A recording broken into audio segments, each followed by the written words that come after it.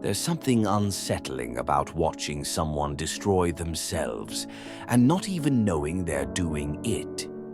500 years ago, a man sat in exile, writing letters by candlelight. Niccolò Machiavelli had lost everything: his position, his influence, his place in the world. But in that darkness, he discovered something profound about human nature, something we're still too afraid to admit. He understood that we are always performing, always being watched, always being judged, and most of us are performing our way into our own destruction. Tonight, in this darkness we share, I want to tell you about 9 things Machiavelli warned us never to do in public. But this isn't about manipulation or political strategy. This is about survival. This is about why your deepest wounds keep getting triggered by strangers, why you feel exhausted after social gatherings, why you give your power away without even realizing it. The first warning: never reveal your desperation. Have you ever noticed how sharks can smell blood in the water from miles away? Humans are no different. The moment you let others see how badly you need something, approval, love, success, validation, you've handed them the keys to your emotional kingdom. Machiavelli knew this. He watched people destroy themselves by wearing their neediness like a badge of honor. But here's what he didn't write, what he couldn't have known about the psychology behind it. That desperation you feel, it didn't start with the job you need or the relationship you want. It started when you were small, when love felt conditional, when you learned that your worth was measured by what you could provide, not who you were. So you perform desperation, hoping someone will finally see your pain and rescue you. But all they see is weakness.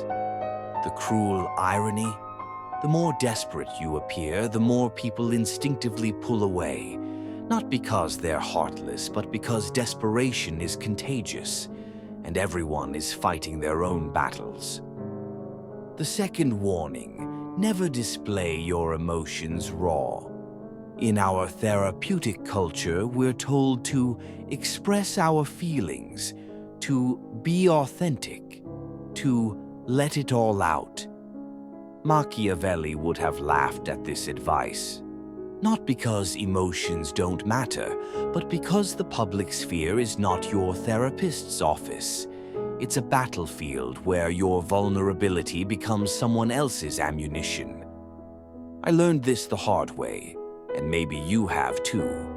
You share your anger, your hurt, your fear. Thinking honesty will build connection. Instead, you watch people mentally categorize you. Drama queen, unstable, too much. Your raw emotions in public aren't connection, they're blood in the water. But here's the deeper truth. That need to emotionally vomit on others, it comes from a childhood where your feelings were ignored or dismissed. So now you've learned to make them bigger, louder, more dramatic, hoping someone will finally pay attention. The child in you is still screaming, "See me, hear me, validate that I exist."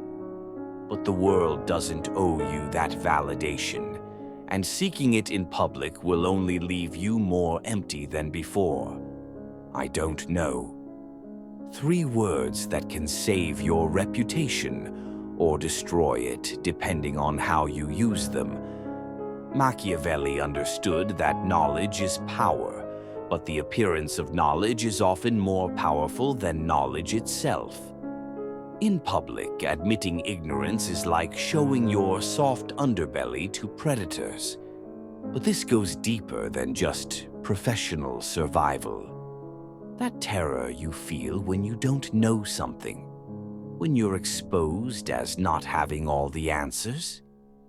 It takes you right back to being 7 years old, standing in front of the class, not knowing the answer to the teacher's question. Everyone staring, everyone knowing you're not smart enough.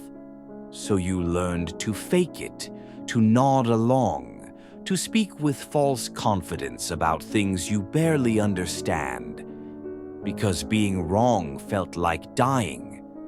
But here's what Machiavelli knew that you're still learning. The person who can strategically admit ignorance in private while maintaining competence in public.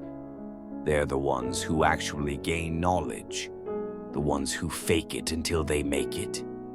They're trapped in a prison of pretense, never learning, always terrified of being found out.